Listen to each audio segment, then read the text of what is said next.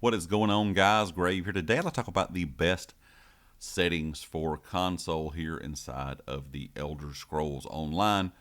Now just remember, some of these may vary depending on if you're playing on old gen or new gen, but let's go ahead and hop right into it. So first of all, let's look at the video settings. Now if you're like myself and you're on the PS5 Pro, you will not see the option anymore to turn on fidelity or performance mode. If you're on the base PS5 or you're on the Xbox, Series S or X new gen consoles, you're going to have the option for fidelity or performance. I would recommend performance because that's going to give you the best FPS. If you want to take screenshots or something like that, definitely use fidelity. But if you're on the PS5 Pro like myself, update 46, I made a video about it, went ahead and integrated the fidelity and performance mode together in the game. So it got ZOS gave ESO essentially a update for the PS5 Pro. So it made it PS5 Pro enhanced. So you're getting the benefits of both if you're on the Pro. So when it comes to brightness, I like to run mine up pretty high. This is going to depend on what you play on. If I am recording and playing at my desk using my monitor, I like it a little bit higher. Now, if I ever do play on the TV, I have to turn this down a bit because it is way too bright, but this is going to be just personal preference. Now, when it comes to the screen size, this also is personal preference. I like everything on my screen set in a little bit from the complete edge. This is going to be up to you. I kind of like to have everything focused more towards the center of the screen. But like I said, once again, that is personal preference. But if you're looking for something to be a little bit tighter, kind of like the screen I have here, you may want to knock that in just a bit. Now, when it comes to the custom scale, I do use it. And a lot of people have always asked me, even before we had add-ons and things, and when you could literally tell I was playing on console compared to PC, was asking me kind of how my screen is so wide and everything like that, and everything looks a little bit smoother laid out. I really think it is this custom scale. I have it turned on and turned all the way to the right. I will show you the difference. If I turn it all the way down, you can see it kind of just scales everything really, really small. If I back out here, everything's really small on the screen. It moves. As you can see, the magic, health, and stand bar up towards the middle of the screen. So this is kind of how I position mine to be kind of the look that it is. Then, of course, everything on your screen, text-wise, UI-wise, it just lays out really well, in my opinion. And everything fits really well on the screen, kind of down towards the bottom, and it's sized right for my preference. Now, anything else here, of course, screenshot mode, we all know what that is. You can just turn it on to, if you want to take screenshots, it takes everything else off your screen. When it comes to audio, I do not play with subtitles on. You may want to. Master volume, once again, this is all going to be personal preference, but this is kind of my settings in case you do want to see them. And sometimes I do forget when recording videos and I'm in some of my homes with music boxes, the music is extremely loud in the background. So if you're doing something like that, you may want to turn that master volume or the music volume down. When it comes to gameplay, now this is going to be up to you. There are different template options here. I do use a DualSense Edge controller that has paddles on the back. So my weapon swap is one of the paddles. You can adjust this to try to lay this out a bit different. You also can go into your console's settings and actually give custom button assignments for the game. A lot of people, if you're using a base Xbox or PlayStation controller, go in and do that and actually swap their bar swap to R3, so it would be your right thumbstick to click it in. That would be the bar swap. That's going to be up to you. The options you have, A, B, and C, are not that great. I was hoping one day ZOS would give us more options with all these changes they're doing, and maybe that will be in the future. I always play every game I play with vibration off. And when it comes to the new dead zone settings, like I said, I use the DualSense Edge. I have just recently purchased 2 new sticks for this, so I don't have any drift. But if you're having controller drift, you might want to go in and adjust the dead zone for whatever stick is drifting. So if you're right or left, adjust these a bit higher or lower, and you might be able to get a little of that drift out of your controller. That is one thing that dead zone is really good for. Now, if you have to really upgrade your dead zone, let's take another game, for example, something like a first-person shooter. It actually gives you a scale number here, like in Call of Duty, Battlefield, that kind of thing. It might say 1 to 20. If you're having to go up to like 15 or 20 for your dead zone, like really, really high because it's drifting that bad, it's probably going to be time to get a new controller, because a dead zone that is really high, you're going to be able to tell it when you're moving around. So just keep that in mind. Also, for anything down here, this is going to be all personal preference as well. but you can decide whether you want to see your polymorph helm, your stam and mount speed upgrade, and all that kind of stuff. When it comes to combat cues, this is probably the most important thing here. Have this set to on and have custom colors set to on. Then you're going to have your friendly color to whatever you would like, and the brightness turned all the way down. That's going to be any friendly things you see on the ground. And then for the enemy color, I use pink and turn it all the way up.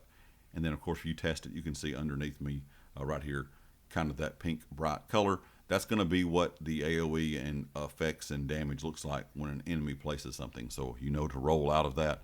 I feel like the red is a bit dark, in my opinion, in some dungeons and trials. So that's why I decided to go with pink. But you could do whatever color you would like. Of course, I have prevent attacking innocents on. Quick ground cast abilities I have set to on. If you have this set to auto, you will actually have to hit the button twice. If you have it set to on, you're only going to have to hit the button once, and it's going to go to wherever your crosshairs are looking. The companion ultimate auto is set to on. Also consolidate loot. Area loot is on. Auto loot is on. Auto loot stolen items is off. Prevent stealing placed items is on. And if you're using the, of course, one of the new add-ons we have here inside of the Elder Scrolls Online on console, if you're using Lazy Rick Crafter, there's a setting in this inside of its settings as well to prevent stealing placed items, so you can turn that on in there as well. But I just have it on in the base settings because these are the settings I have run in game for many years now. Auto add to craft bag is on. Of course, you can have your loot history on. When it comes to the camera, this is one that's also big. Depends on if you want to play inverted or not. I do not.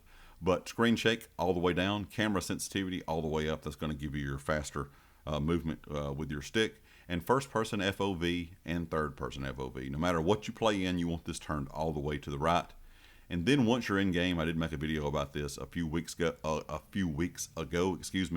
If you hold down on your directional pad and move your right thumbstick in, you will go all the way into first person. But if you hold that directional pad down and pull your right thumbstick all the way back, you will get the widest FOV that you can get on console. So that is how you set that FOV higher. Actually, when you just change these two, the first person FOV and the third person FOV, it's still set in pretty much about like this. So a lot of people think that's far back as they can go, when actually you can go all the way back as long as you hold down on the directional pad and pull that right thumbstick forwards or backwards. When it comes to the horizontal offset, that is going to be the position of your crosshairs above your head, so you can kind of set that how you would like. Interface wise, there's a lot of stuff here. This is all personal preference as well. Nothing too game changing there. Nameplates. This is going to be kind of what you want to see on screen. I'll kind of go through these slowly. I'm not going to talk about each one, but you kind of can see what mine are set to. This is going to be what you want to see. So if you want to see NPCs' names above their head all the time, enemies' names above their heads all the time, players' names above their heads all the time, or you can change them to never or targeted or injured or targeted. A lot of mine are set to targeted or injured unless it's a friendly player, like a true player, not an NPC, or if it's an enemy. So those you want to, have set to targeted or always. That way you can always see those kind of popping up. Of course, the health bars system allows above creatures, non-player characters, and players. This is something that you may want to have on. I don't know. I'm not a big fan of the way it looks. I prefer to have it off, just personally. I don't really like to look at things and have the health bar above their head for players, or like your pets and things like that. It's just not something that I like personally. You may want to. It just has a lot of screen clutter, in my opinion. So it's just something that's a personal preference yet again. When it comes down to everything else here, this is going to depend on what you have this turned on for, health bar wise. You can have that on, like I said, if you want, but it's not something that you have to. And you can go in and adjust those as well here. Now, when it comes to alliance indicators, this right here is going to be just kind of what you want there if you're wanting to see the alliance indication above a player, and of course the glow intensity and things like that. On the social side, I run my text on small. HUD chat, of course, is on. Profanity filter on or off, that's depending on you. This is all going to be personal preference, leaderboards, auto decline duels, and auto decline Tales of Tribute invites. You can set, of course, if you did not know this, you can go in, if you're in different guilds, you want zone, say, group, tail, whatever. You can go in and change those different colors here, so each one has a different color representing when somebody says something in that particular thing you have set. Combat wise, I have my ability bar to always show, timers on, ability bar back row on. This is not going to be as big as it used to be. Now, if you're on old gen consoles and you do not have access to add-ons, definitely turn this on. Always show on your attribute bars, number and percent. You want all this turned on. The reason being is I'm using fancy action bar here on PS5 now, so I don't have to worry about, as you can see, when I bar swap, it's not overlaying the top bar and the bottom bar anymore. It's just stacked on top of each other. But if you're on old gen consoles, you're definitely going to want to show the front and back bar on. Combat text on, outgoing damage on. Those are all going to be on. I do not have them on for pet, so anything for pet I turn off. Same with incoming damage. I have that all set to on, except for the pets. That is turned off. I have all buffs to show everything. Buffs on, self buffs on, self debuffs on, target debuffs on, disabled from others, long effects on, and permanent effects off. Now this is things like your Munda Stone. So if you actually have that turned on, it would show right here. Let me get some food or something here to eat real fast. Like where that pops up, see, that's a long effect. A permanent effect, like I said, would be your Munda Stone. So that would be up there above your health bar as well. And I don't really feel like those things are necessary, but food, XP scrolls, XP pots, those will be above your health bar if you do use the long effects, not the permanent effects. Now, when it comes to anything else, accessibility wise, I don't have any of this on. And of course, the account add-ons. Add-ons, just to do something quickly with a setting video here, you can go into your add-ons and you can go over to installed. Like I said, you can always check here to see if it has a, to uninstall or reinstall, or if there is an update. If there's an update here, you can click on it and it will actually say update in this list as well. So that's just something to keep in mind. And another kind of quick tip, you can go to manage add-ons here. If you have some add-ons that you like, they may be causing a problem, or you don't want them on all the time. Let's say you're running around and you have all of the lore books and sky shards on that one character. You can click these here and disable them. They will still be downloaded, but they won't be visible to you on screen. All you have to do is anytime that you're working with anything that has to deal with add-ons, make sure you hit that reload UI. And it's probably also a really good idea if you're just now getting into downloading add-ons, you actually just do one at a time, reload the UI to make sure they're all going to work properly. They're still new in the game. There's going to be bugs. And I mean, anybody on PC can tell you there's going to be bugs after updates for these as well. Sometimes updates and add-ons don't get along as well or don't get along really good. So sometimes there's problems. So you may want to go in and disable some. So you don't have to actually completely get rid of the add-on. You can go in here and just turn them off until there is a fix or until you actually need it. Anyway, guys, leave me a comment with your thoughts. I hope this helped you out with settings if you're looking for the best console settings. And of course, if you liked it, hit the like. If you have not subscribed yet, please do so. And I'll catch you next time. Peace.